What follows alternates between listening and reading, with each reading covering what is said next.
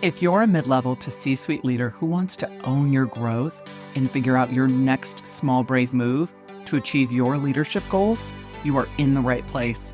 Welcome to the Small Brave Moves podcast, a weekly deep dive on how to be braver in leadership and in life for exceptional results. I'm your host, Nicole Bianchi, best-selling author, certified master executive coach, NSA certified speaking professional, chief bravery officer, and tough talk expert. If you're ready to become a better, braver, and more authentic leader, let's dive in. Hey, welcome back to the Small Brave Moves podcast. I'm Nicole Bianchi.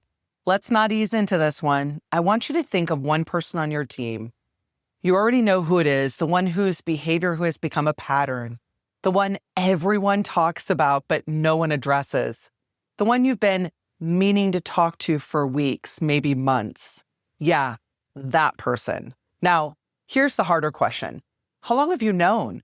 Because your team already knows it and they feel it, they see it. And right now, they're not just questioning that person. They're questioning you, your standards, your leadership, your courage. So let's stop calling this a tough conversation. This is a leadership decision you've been avoiding. And the longer you wait, the more damage you're doing. Not just to that person, but to your entire team. Let's call this what it actually is. You're not just keeping the peace, you're tolerating the behavior you don't want and hoping it fixes itself, and it won't. And while you're waiting, your best people are watching, and they're thinking, why am I working this hard if that's what gets tolerated? That's how you lose great people. Not because of strategy, because of what you allow. Gallup says 70% of team engagement comes down to the manager. So this is what they're talking about. It's not your vision. It's not your strategy. It's this moment. And here's another truth. Only 2 out of 10 employees feel like performance is managed in a way that actually motivates them. 2 out of 10. That means most leaders are either avoiding these conversations, watering them down, or just having them way too late. So let's fix that. This conversation, what I call the being better conversation, not about calling someone out. It's about calling someone up.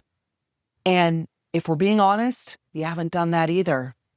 You've been managing around them, adjusting, compensating, letting it slide over and over and over. And now we've got a pattern. And here's the part you need to hear most. Most of the time, the person doesn't fully see it. They're not waking up thinking, how can I frustrate my team today? But your team sees it. So every day you say nothing, you're choosing their comfort over your team's trust. And that's the trade. And it's costing you more than you think. So let's talk about how to have the conversation. And before I walk you through it, I want you to hear this. If you've been sitting on this for months, you don't need better words. You need to decide to lead. Step 1, say it clearly. I've noticed a pattern and we need to talk about it. No softening, no circling, no just checking in. Step 2 is the facts. Over the past few weeks, the last 3 deadlines were missed without communication. No labels, no exaggeration, no you always, just what's actually happening. Step 3, observation. I've also noticed that when timelines shift, the team isn't hearing about it until after the fact. Again, behavior, not assumptions. Step 4, impact. This is where most leaders back off, don't. So tell them when this happens, the team scrambles, it affects trust, and it's starting to change how people rely on you. Let that land. Don't rush to soften it. And then this is what makes the being better conversation important. Add this. I'm bringing this up because this isn't who you are at your best. I've seen what you're capable of, and this isn't it. I'm not willing to lower the bar for you. That's leadership. That's calling someone up. And step 5, explore what's going on, and I mean it. Listen, because you might learn something you don't expect. But don't lose your backbone here either, because understanding does not remove accountability. It informs it. Step 6, action. What does better look like starting now? What needs to change? What support would actually help? Not vague, Not someday, now together, because vague expectations create repeated problems. And let me show you where leaders mess up. First, it's the feedback sandwich. Stop it. People see right through this and it waters everything down and nothing changes. Be direct. Second, make it about character instead of behavior. You're being irresponsible shuts people down. I've noticed a pattern of missed deadlines keeps them in the conversation. Third, waiting until you're frustrated. If you're heated and upset, you're not leading, you're reacting. So take a beat and then lead. Fourth, having the conversation once and thinking you're done. You're not.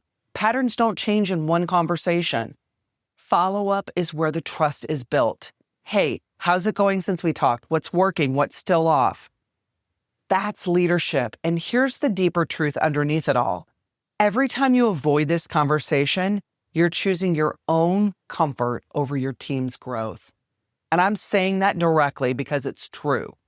Every leader does this at some point, but the best leaders, they won't stay there. They step in earlier. They say the thing. They hold the standard, and then they do it with care and clarity. They tell people, I see more in you than what you're showing me right now, and I care enough to say something. That's not hard. That's rare. And sometimes the bravest move is turning this on yourself, asking, where am I avoiding something I know I need to address? Or even asking someone you trust, is there a pattern in me that I'm not seeing? Because we all have blind spots. That's leadership too. So here's your move. You already know who you need to talk to. The question is, how much longer are you going to wait? Give yourself 48 hours. Have the conversation, not perfectly, but honestly.